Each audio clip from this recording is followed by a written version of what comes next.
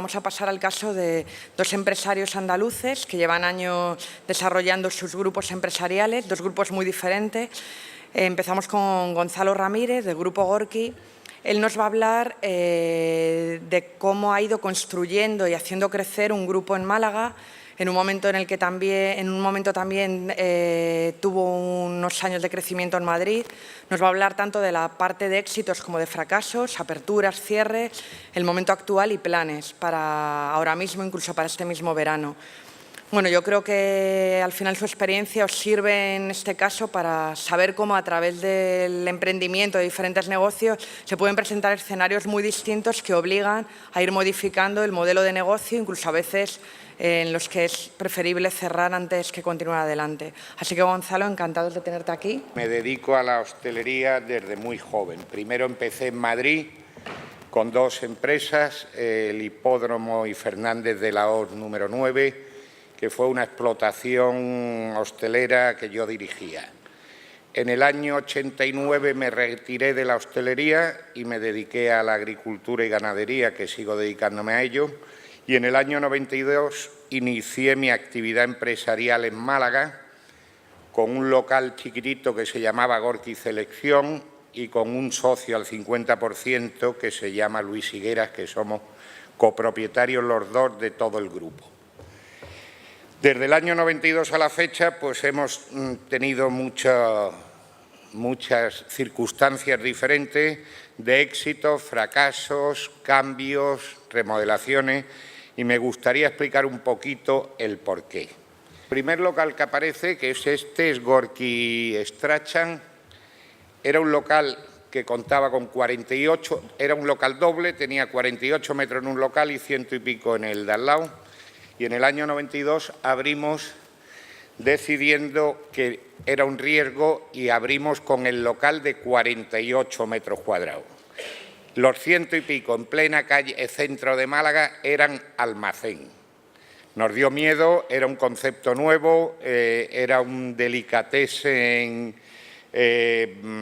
con degustación, era un concepto poco conocido en Málaga. Trajimos más de 60 vinos diferentes cuando en Málaga se bebían 5 tipos de vino y cambiamos el concepto.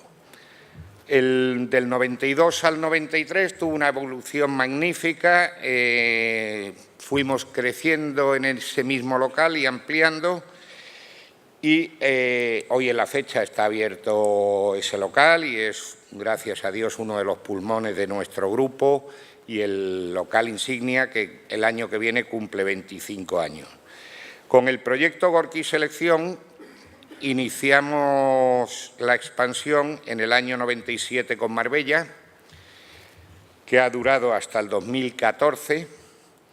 Marbella fue muy fuerte al principio, funcionó muy bien, tenía un equipo magnífico, tenía un control muy bueno de mi socio y mío, tenía una ubicación no idónea en Marbella, pero funcionó muy bien y nos animó a seguir.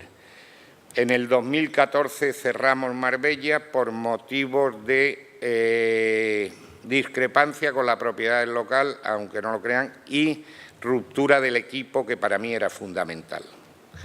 Y después de tantos años, tanto mi socio como yo aprendimos a no empecinarnos en lo que no tiene futuro.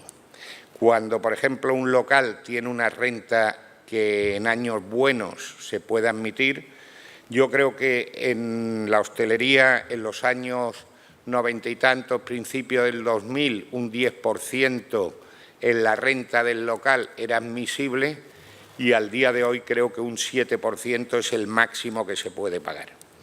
El motivo de estas cosas, para mí, de este criterio, es la diferencia del ticket medio y la rentabilidad que tiene hoy un negocio. Entonces, Marbella, en el 2014, tomamos la decisión de cerrar. En ese transcurso, que se abrió en el 99, en el 2001 abrimos el Paseo de los Tilos, que era una localización de un barrio nuevo en Málaga, y en Málaga hemos seguido un proceso, Marbella en el 97, en el 99 Fuengirola, que me lo saltaba. Fuengirola fue un mal planteamiento empresarial por parte de mi socio y mío. Primero, por no crear el equipo que teníamos que haber creado para abrir allí.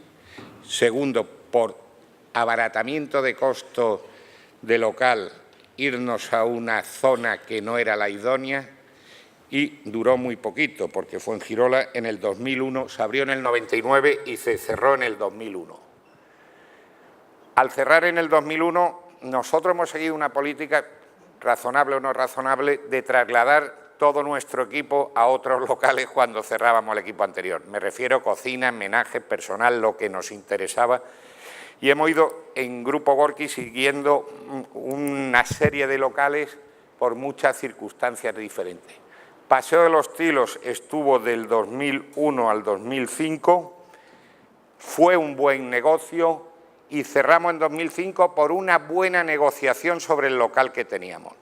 Y lo voy a decir muy breve, el local que teníamos era propiedad de un señor que tenía una óptica al lado, lo echaban de la óptica y nos indemnizaba por quedarse con el local con una cantidad interesante para mi socio y para mí. Inmediatamente lo cambiamos y nos fuimos a la Malagueta.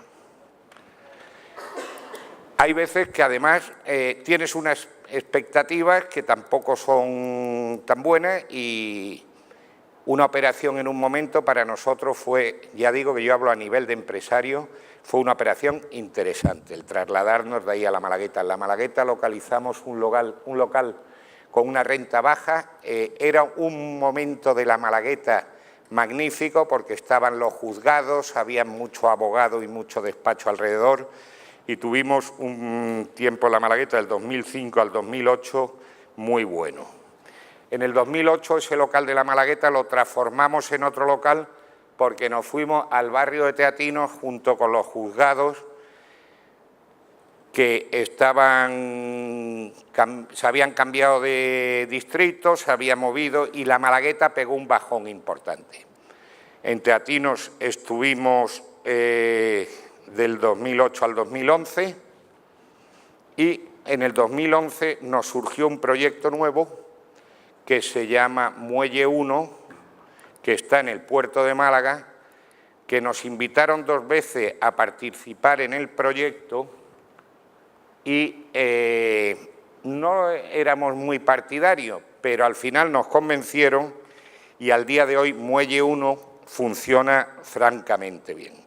La hostelería media, porque Gorki es un grupo, es un local Gorki Selección, donde no hay cocina, donde todo es ensamblaje de conceptos, donde la barrita de pan o el montadito de foie y molleja son platos simbólicos, donde los embutidos y los ahumados y la selección de foies y patés y quesos.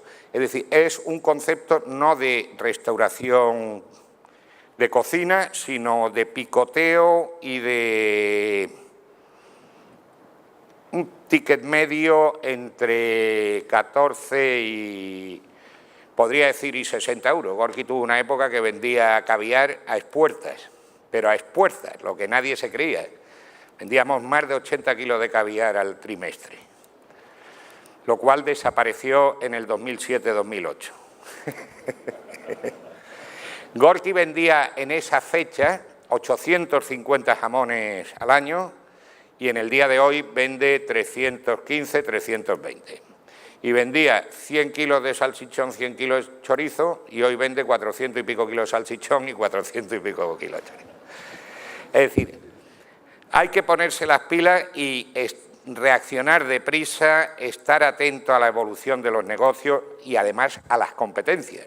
Porque Gorki en Málaga fue un buque insignia que abrió en el año 92, no había nada parecido en el centro ni en la zona y bueno, hoy en día en una calle que éramos 2 negocios, el de enfrente Strachan y nosotros, hay 14 locales diferentes en menos de 150 metros de calle. 14 contra 2.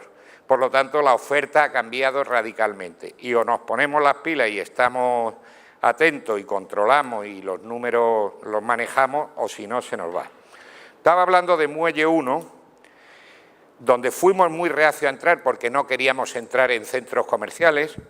No quisimos entrar en otro centro comercial anterior, que era Plaza Nueva, que se nos ofreció, pero aquí nos convencieron y en el proceso del 2011 a la fecha, Muelle 1 va en una línea que quizás sea uno de los caminos que tenía que haber abarcado, sinceramente, Gorki Selección.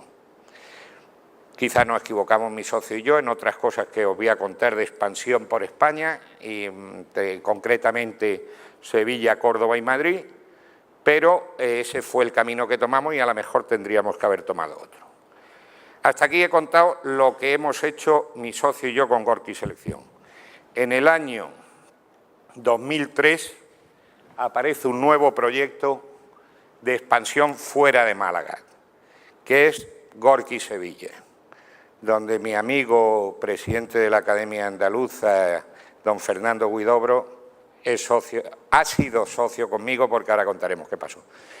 En 2003, contando con un gran profesional de Sevilla, Alberto Soriano, nos lanzamos a abrir el primer proyecto fuera de Málaga.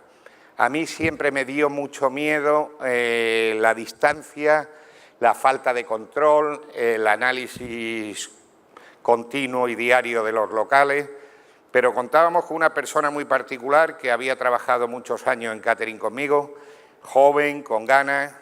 Contábamos con un socio local, que eso lo hemos buscado siempre, honrado, serio, con criterio, conocedor del sector, y con Fernando, con Luis y con Alberto abrimos Gorki Sevilla. Gorki Sevilla, ciudad que al malagueño le tienen poco cariño, para nosotros fue un éxito. Y de hecho sigue abierto. Gorki Sevilla nos animó en el 2003 a seguir ese camino y en el 2004 volvimos a abrir otro nuevo en Córdoba. Ya teníamos Málaga, Sevilla y Córdoba. Córdoba buscamos unos socios locales que tenían menos inquietudes en la hostelería, eran más socios financieros. En la elección de los socios, al día de hoy puedo decir que hay que tener mucho cuidado, pero también te equivocas en la vida. Y también sufrimos, Fernando también era socio nuestro y colaboró porque iba mucho a Córdoba, y sufrimos la desgracia de una obra en la calle que duró 2 años y medio, que no solo nos echó a nosotros de Córdoba, sino que echó también al Soho, local que estaba instalado desde el año 70 y tanto en esa calle, cerró las puertas y se fue. 2 años y medio de una calle intransitable es imposible de soportar. Y gracias a Dios reaccionamos a tiempo y en el 2008, 4 años después, con las obras, lo cerramos. Y en el 2007 dimos un salto a Madrid. Aberración empresarial, éxito en un comienzo y tremendo fracaso al final. Éxito porque el concepto Gorki hoy todavía funciona y la prueba está que Gorki Strachan va bien, que Muelle va bien, que Sevilla, que es una franquicia, va bien, con una gran persona al frente, como hemos dicho antes. Sevilla no lo he acabado de contar, se lo vendimos, tanto Fernando como mi socio y yo, a nuestro socio local, Alberto Soriano, que es el profesional que está al frente del mismo. Es decir, en la hostelería el ojo del amo engorda de verdad el caballo. Aunque Alberto siempre fue un gran socio y una gran persona y tenía ganas de abarcar más y nos lo compró a principios del 2015. Madrid empezamos en el 2007, nos desarrollamos durante el 2007, 2008 y 2009. Abrimos con un local en el barrio de Salamanca, pequeñito, porque Madrid conseguir un local era pagar un disparate, aunque hoy en día centro de Málaga son 2 disparates, pero Madrid era un disparate en aquellos momentos para nosotros. Con personal nuestro de aquí de Málaga, que estaban dispuestos a desplazarse, abrimos en Maldonado y tuvo un comienzo espectacular. Tan espectacular que en menos de 2 años hicimos una franquicia en Pozuelo, otra franquicia en La Moraleja y otra franquicia en Las Rozas. De todo esto, con un comienzo tan espectacular, al día de hoy no queda ninguno. A mí me gusta decir la verdad. Para nosotros, tanto mi socio como yo, nos hemos demostrado que la franquicia es un mundo en el que, como un amigo mío tiene, Manolo Robledo, presidente de Grupo Comis, que tienen 400 y pico locales, tiene 4 personas para alimentación y 14 abogados en plantilla. Es decir, lo de Madrid con la franquicia, cuando llegó la crisis, era una tomadura de pelo. Llegando a ver locales que yo he llegado, y por supuesto la hemos liado, y tenían producto de Mercadona con la marca Hacendado metido en la nevera. Entonces Madrid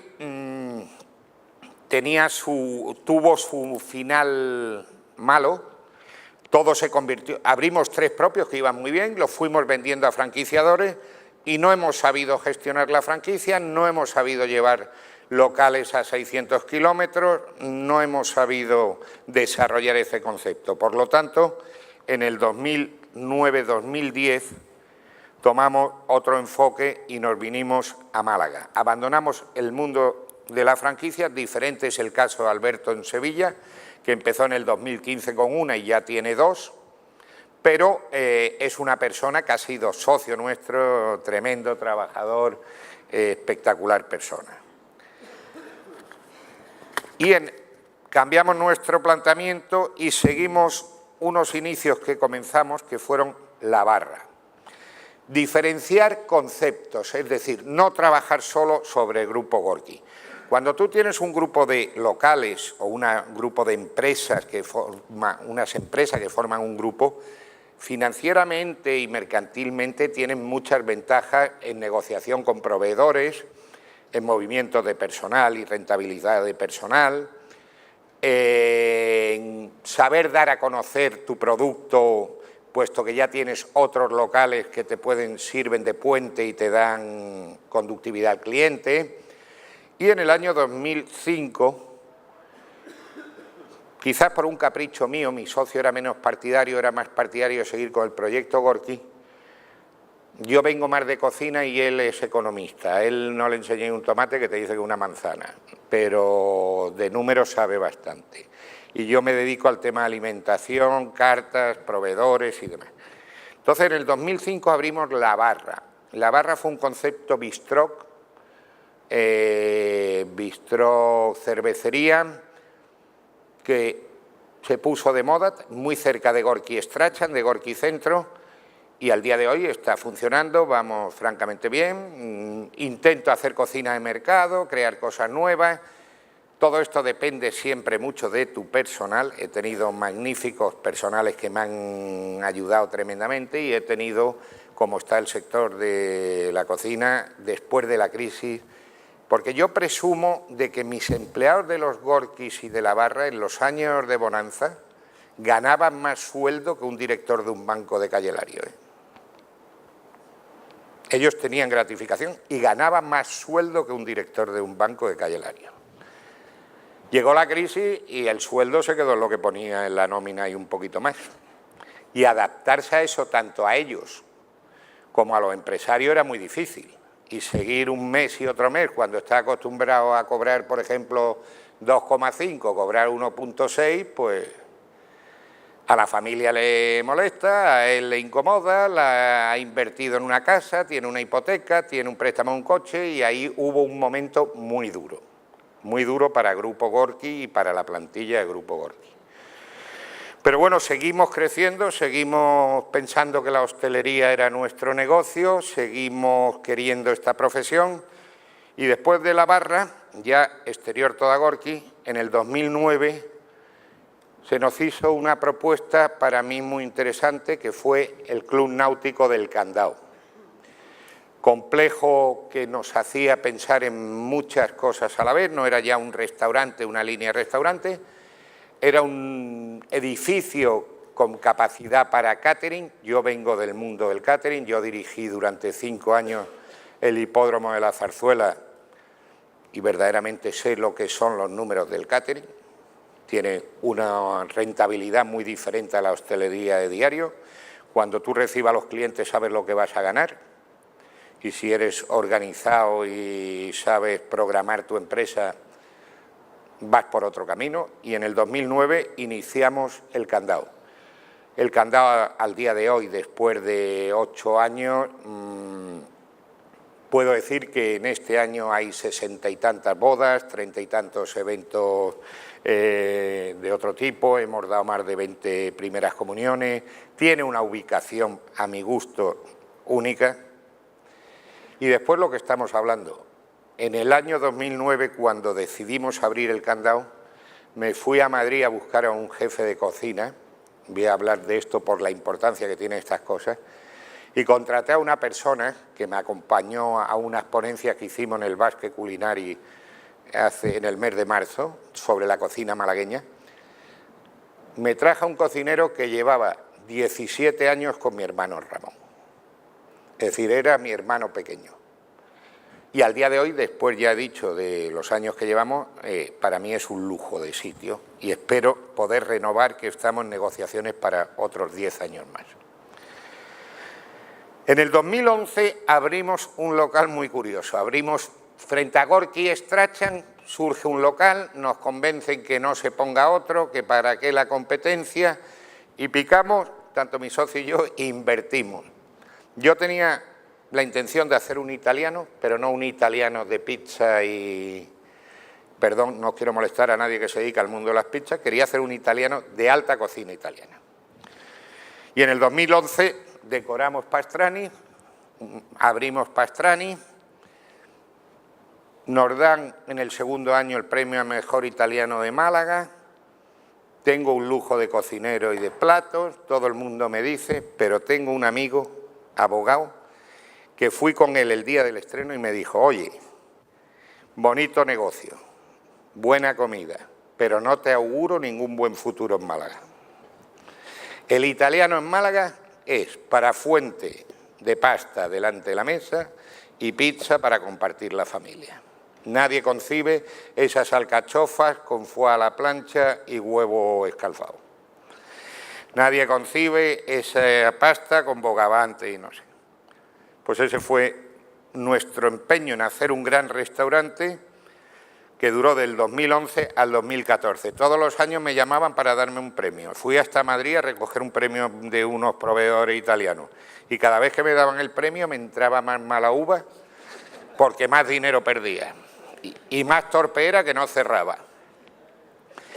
En el 2014 ya nos indignamos, cerramos y cuento esto como anécdota porque creo que es como mejor se entienden las cosas. Teníamos una inversión sobre el local, yo tenía otro proyecto, Fernando conocía un poco, tenía muchas ganas de hacer un alta cocina en Málaga. Fijaros qué planteamiento empresarial. El italiano, que el ticket medio eran entre 24 y 30 euros, no eran más, entre 24 y 30 euros. Pues el italiano fracasó. Mi reacción en el 2014 fue decir, hombre, este local lo voy a aprovechar y vamos a intentar crear otro concepto. Y en vez de echarme atrás, creé un concepto de ticket medio 50-60 euros. Creamos el 3. Con una chica que era un tesoro, sigue siendo un tesoro, pero tampoco nos funcionó el proyecto, estamos retomando ideas. Y el 3 era todo alta cocina. No, esto es la Cocotte, Mary, vamos a darle para atrás. Pásalo porque el 3 está después de la Cocotte. Esto es el 3. Era un local con una fachada muy bonita, con un interior muy bonito, con una creación de platos de alta cocina. Vamos a ver, ahí recuperamos la tarrina de anguila con pera William de mi hermano en el restaurante El Amparo. Ahí dábamos unas tostas de tuétano, recuerdo a los platos de tuétano de Jockey. Ahí buscábamos una alta cocina y tenía una gran profesional que hoy no está conmigo, pero sigue siendo una gran profesional. Me pasó igual. En el centro funcioné muy bien. Pero llegó un concepto nuevo a nuestras manos que fue Antonio Martín, que esto fue una locura el año pasado. Y tanto... Me quedan 5 minutos, voy a ser muy breve con los locales. El 3, en el centro, se defendía. Y aparece Antonio Martín en el 2015. Antonio Martín es un local con 1.600 metros cuadrados, que nosotros, después de muchos proyectos, por supuesto, símbolo de la gastronomía malagueña desde sus orígenes. Yo tengo cartas de Antonio Martín del año 74 y, bueno, daros cuenta que el producto más caro, lo puedes comparar con una langosta, con un solomillo. En aquella época el producto más caro de Antonio Martín era el salmón ahumado. Cuando hoy el salmón ahumado es un producto vulgar. Y Antonio Martín cae en nuestras manos. Yo había dicho, y mi socio también, que no había más locales ya, que se había acabado la hostelería y que había que cuidar lo que teníamos, que habíamos salido de la crisis y que no había más. Pero Antonio Martín nos puso muy en las pilas y apostamos por él. Antonio Martín es un local a borde de playa, en la Malagueta, para los que no seáis de Málaga, con 1.600 metros cuadrados, donde ha habido muy buenos locales, otros que han fallado, y al día que me llaman estaba cerrado, con dificultades, y abarcamos el proyecto. Pero lo abarcamos de otra manera. Antonio Martín siempre fue Antonio Martín, o fue La Moraga, o fue La Moraga 2 con otro personal que ya no estaba, Dani y su equipo. Y entonces yo pensé que 1.000 metros que tiene el público era un disparate para destinarlo a un único concepto. Y repartimos a Antonio Martín en 4 conceptos inicialmente. El merendero, que es un recuerdo de la carta, porque Antonio Martín anteriormente se llamó el merendero de la Coral, que era la mujer de Antonio. El merendero, con la carta similar a lo de Antonio Martín, o queremos hacer algo parecido, arroces, mariscos, pescado, rabo de toro, ese concepto. Va, que es un concepto japo-malagueño que desarrollamos con Mario Payán, estrella Michelin en Madrid, y que sigue colaborando y ayudándonos.